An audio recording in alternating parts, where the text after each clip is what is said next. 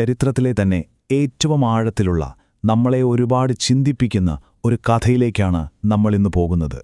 വിശ്വാസം, സഹനം, നീതി, ഈ വലിയ ചോദ്യങ്ങൾക്ക് ഒരു പുരാതന ഗ്രന്ഥം എങ്ങനെയാണ് ഉത്തരം നൽകുന്നതെന്ന് നമുക്കൊന്ന് നോക്കിയാലോ?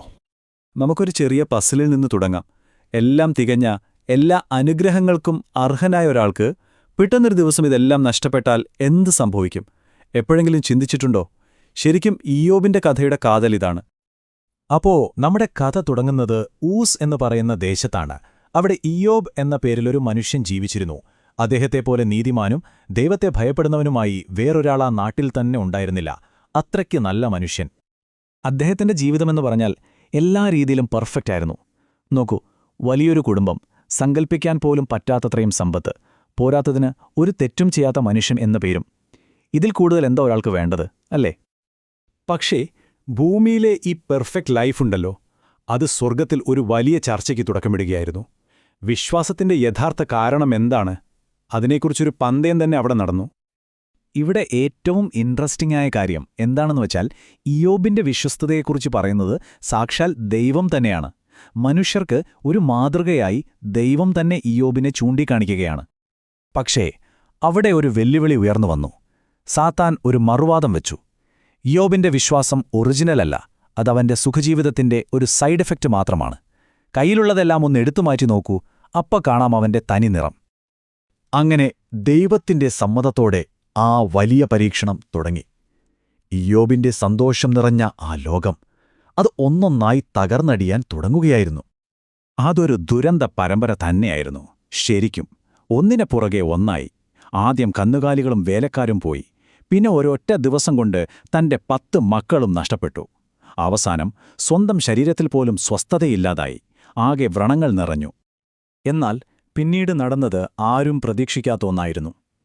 എല്ലാം നഷ്ടപ്പെട്ടിട്ടും ഇയ്യോബിന്റെ വായിൽ നിന്ന് വന്നത് ശാപവാക്കുകളല്ല, മറിച്ച് ദൈവത്തെ സ്തുതിക്കുന്ന വാക്കുകളായിരുന്നു.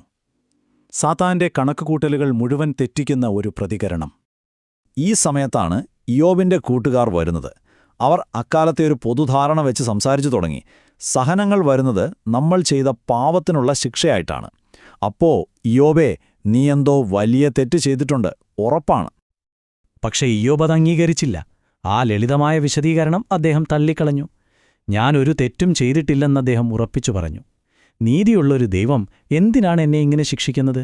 ഒരു ഉത്തരത്തിനു വേണ്ടി അദ്ദേഹം നിലവിളിച്ചു. അന്നീണ്ട വേദന നിറഞ്ഞ വാദങ്ങൾക്കൊടുവിൽ അവസാനമൊരു ഉത്തരം വന്നു. പക്ഷേ അതൊരു വിശദീകരണമായിരുന്നില്ല, മറിച്ച് ഒരു കൊടുങ്കാറ്റിന്റെ രൂപത്തിലായിരുന്നു. ഒരു വലിയ ചുഴലിക്കാറ്റിൽ നിന്ന് ദൈവം സംസാരിച്ചു തുടങ്ങി. ദൈവം കൊടുത്തത് ഉത്തരങ്ങളായിരുന്നില്ല, മറിച്ച് ചോദ്യങ്ങളായിരുന്നു. ഇയ്യോബിന്റെ മനുഷ്യൻ്റെതായ ചെറിയ കാഴ്ചപ്പാടുകളെ തകർക്കുന്ന ചോദ്യങ്ങൾ ഒന്നൊന്നായി വന്നുകൊണ്ടിരുന്നു. മനുഷ്യന് മനസ്സിലാക്കാൻ പറ്റുന്നതിലും എത്രയോ വലുതാണീ പ്രപഞ്ചവും അതിന്റെ ക്രമവും എന്ന് ഓർമ്മിപ്പിക്കുന്ന ചോദ്യങ്ങൾ. അപ്പോ ഇതാണ് ഇവിടത്തെ ഏറ്റവും പ്രധാനപ്പെട്ട പോയിന്റ്. ഇയ്യോബിന് എന്തിന് ഇത്രയധികം സഹിച്ചു എന്ന് ദൈവം ഒരു വിശദീകരണവും നൽകുന്നില്ല. പകരം ദൈവിക ജ്ഞാനവും മനുഷ്യന്റെ പരിമിതമായ അറിവും തമ്മിൽ എത്ര വലിയ അന്തരമുണ്ടെന്ന് ദൈവം കാണിച്ചു കൊടുക്കുകയായിരുന്നു. ദൈവവുമായുള്ള ആ ഒരു സംഭാഷണം ഇയ്യോബിനെ മുഴുവനായി മാറ്റിമറിച്ചു. അത് ഈ കഥയെ അതിന്റെ ശക്തമായ ക്ലൈമാക്സിലേക്ക് കൊണ്ടുപോയി. ഇയ്യോബിന്റെ കാഴ്ചപ്പാട് തന്നെ മാറിപ്പോയി. എനിക്ക് നീതി വേണം എന്ന് വാദിക്കുന്നതിൽ നിന്ന് തന്നെക്കാൾ എത്രയോ വലിയൊരു യാഥാർത്ഥ്യത്തിനു മുന്നിൽ അദ്ദേഹം വിനയത്തോട് നിന്നു. അതൊരു തോൽവി സമ്മതിക്കലല്ല, മറിച്ച് ഒരു വലിയ തിരിച്ചറിവായിരുന്നു. അവസാനം ഇയ്യോബിന്റെ ആഴത്തിലുള്ള വിശ്വാസത്തിന് പ്രതിഫലം കിട്ടി. അദ്ദേഹത്തിന്റെ ആരോഗ്യം, കുടുംബം, സമ്പത്ത് എല്ലാം മുമ്പുണ്ടായിരുന്നതിനേക്കാൾ ഇരട്ടിയായി തിരികെ ലഭിച്ചു. അപ്പോ ഈ പഴയ കഥയിൽ നിന്ന് നമുക്ക് എന്താണ് മനസ്സിലാക്കാനാവുന്നത്? ഇതിലെ പാഠങ്ങൾ അത്ര സിമ്പിളല്ല, പക്ഷെ വളരെ ആഴത്തിലുള്ളതാണ്. അതായത്, കയ്യിലെല്ലാം ഉള്ളപ്പോൾ മാത്രമല്ല, ഒന്നുമില്ലാത്തപ്പോഴും ദൈവത്തിൽ വിശ്വസിക്കുന്നതാണ് യഥാർത്ഥ വിശ്വാസമെന്ന് ഈ കഥ നമ്മളെ പഠിപ്പിക്കുന്നു, അല്ലേ? അവസാനം ഈ കഥ നമ്മളെ ഓരോരുത്തരെയും ഇയ്യോബ് ചോദിച്ച അതേ ചോദ്യത്തിന് മുന്നിൽ കൊണ്ടുവന്നു നിർത്തുന്നു. നമ്മുടെ ജീവിതത്തിലെ കഷ്ടപ്പാടുകൾക്കും വേദനകൾക്കും ചിലപ്പോൾ ഒരു വിശദീകരണവും കിട്ടാത്ത നഷ്ടങ്ങൾക്കും എന്തെങ്കിലും ഒരു അർത്ഥമുണ്ടോ? ഈ ചോദ്യം ഒരുപക്ഷേ എന്നും നമ്മോടൊപ്പമുണ്ടാകും.